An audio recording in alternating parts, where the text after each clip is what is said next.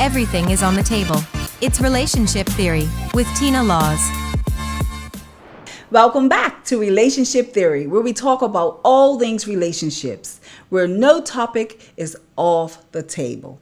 And before we went on break, we were talking briefly about should your significant other have access to your password. And both Matthew and Gina was adamant that they should never have to give their significant other their password. And I beg to differ. And so, Matthew, what happens when you've been married for 5-10 years, you have a family, and you go on vacation, and your wife needs to get into your email or even your cell phone for some reason or the other? You might have left your cell phone home. Now you need some very important information in that cell phone. What is your thought about that? I mean, I still don't think you necessarily need to get into the cell phone. I mean, I was going to say she could call me, but I don't know how she's going to do that if I've not got my cell phone. But I mean, I think at the same time, I don't necessarily know. I mean, the important information, I think, generally should be discussed anyway. So I think she should have that. I don't think anything that she's going to need, I'm going to have only in my cell phone. Yeah. And you mentioned earlier about trust. She should trust you. So if we think about it from another point of view, if your relationship is built on trust, why can't she have your cell phone password or your email address password or all those other passwords? If your relationship is built on trust, what do we have to hide?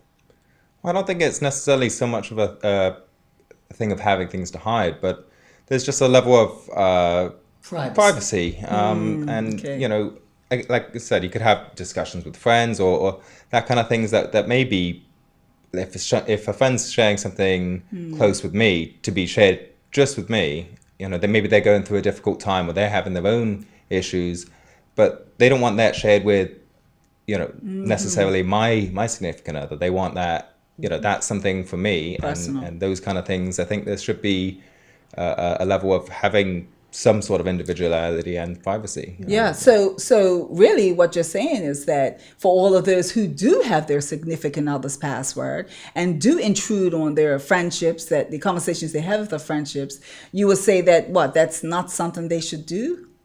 I mean, I wouldn't want it. And I'm sure if a friend's are sharing that kind of things with me, I'm sure they wouldn't appreciate that. But then we got to remember, we have a lot of couples that talk about everything. And so although we don't want to give our passwords and you and your friends having this major conversation, you may just come home to your significant other and have that conversation. So now what happens when they say, oh, well, we talk about everything else? What's the big secret? What if, okay, for both of you, what happens if, okay, I understand because I don't have my husband's password. I've never even asked for it, so I wouldn't even know if I can have it or not.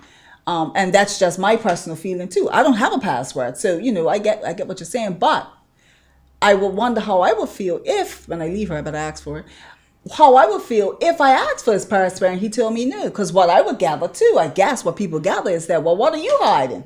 Because I'm just thinking about it. What are you hiding if I can't have your password? But I don't think it's a matter of hiding anything at all as much as it is like when you look at phones, for example. Phones are an important part of our lives. It's almost like your phone is your friend. Yeah. Like a lot of people use them as your friend, the ways of communicating.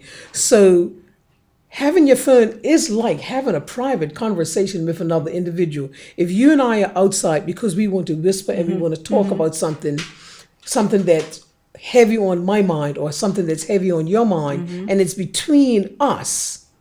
It's between us. Yeah. I'm not expecting you to share it with your husband. And if you do, I'm hoping that he doesn't say anything to anybody else, right? But if it's between us, then a cell phone is just like that. It's that private piece where it's just your information. It's for you. If it was a shared account, then everybody would have, just like in the old days, just one phone that everybody answered. But it isn't that anymore. It's not just a phone.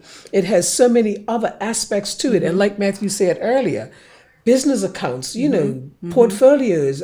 People work from their phones nowadays. Yeah, yeah. And sometimes your work might be sensitive. Yeah. So I don't think it's like, oh, you can't have it because you're so, you need to know my Insecure or business or something. anything like that. As much as it is, this is my personal space. It's my, if I want to write my thoughts down, those are my thoughts. And I don't want to share those thoughts with anybody else. If I wanted to share with anybody else, I'll put them on a whiteboard where everything that everybody needs to share Yeah, yeah. and knows about. And like you were talking earlier about things that you do share, bank accounts. Yeah. In the event Matthew or myself are overseas and and we're overseas together, right? You know this, right? So that and somebody needs to get in contact with him to get in contact, to find some information. More than likely, it's information that should have been shared in the first place. Yeah, Like bank account numbers or at that stage where you start thinking about your funeral plans, those kinds of things. So those are things that should be readily accessible. But your phone is personal. You can't control Other people. You can't control the acts. You can friend me and follow me and all that sort of stuff. Yeah. But that still can't make me stop doing what I'm gonna do. But think about it. We can't control them. We can tell them no, like we do. You can't have my password. Right. And so, But that's not controlling them. it's controlling taking power yourself. for yourself. Right. Yes. But so let's talk a little bit more about that. Let's talk about trust and how we gather information or gain trust from our partner or mistrust when we come back. Talk soon. Relationship Theory. We'll be right back after these messages.